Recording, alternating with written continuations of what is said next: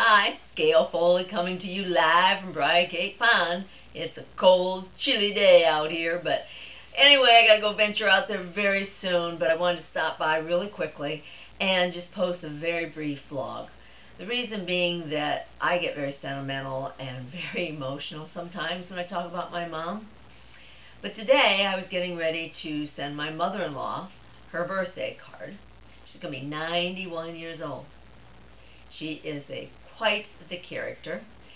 My husband is a very patient son, and he goes out every Saturday and spends several hours with her, taking her to the bank, taking her to the grocery store, taking her to the pharmacy, and then meeting with his brother and family and having lunch with all of them. And he does this every Saturday religiously, and he's been doing it for years.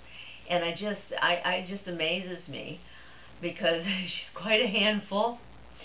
And I often wonder what my mom would be like right now. My mom would be in her 80s. She died 2 days after she turned 44. She was an amazing, courageous redhead that, oh my goodness, stories. We talk about telling stories in our business. My mom had so many incredible stories.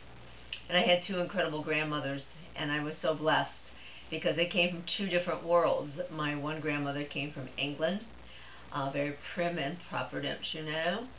My other grandmother was born and raised in the Ozarks of Missouri, had raised 8 children, and had some amazing stories where one grandmother traveled the high seas on Queen Elizabeth to come over to the United States from another country.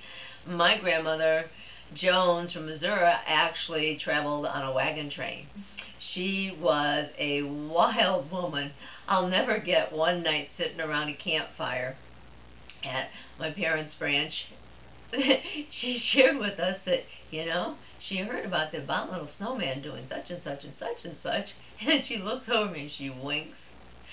She knew the story wasn't true, but the way she told it, you could have sworn she believed what the Inquirer had printed that week in Time. The reason I'm talking about moms today is not only my card that I'm sending to my mother-in-law, but my friend posted yesterday about it was her mother's birthday, and her mother, like my mother, has passed on. And what I just want to share with you today is that we need to embrace the people that are in our lives while they're alive and love them and let them know that you care. I would love anything in the world to have one more moment to say hello to my mother, to hear her voice again.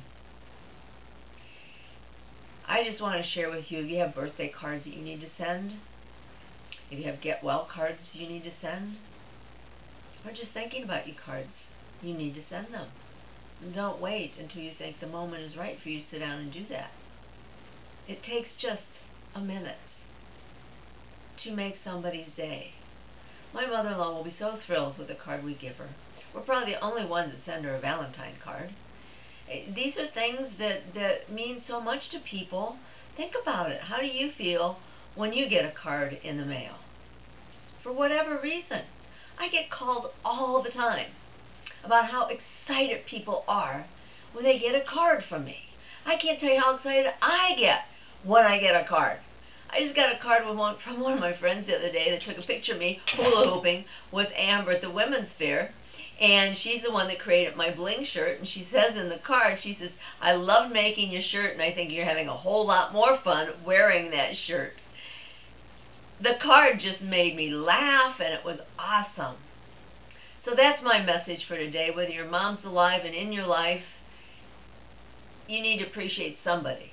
Whether it's a dad, a son, a husband, your wife, whoever it is that needs to know physically in a card they can keep and share and cherish, just do it. You can actually send a free one on me just by going to my link. I invite you to enjoy the feeling of giving to someone else with something as simple as saying, hey, I'm thinking about you, I love you, I appreciate you in my life, I miss you. I wish I could say that to my mom and my dad. So I'm going to sign off with that. And I thank my friend for bringing that to me yesterday. And now I got to get busy and send my mother-in-law's card. So like always, do me that great big favor. Pass on a smile, because it is so contagious, you know. Bye-bye.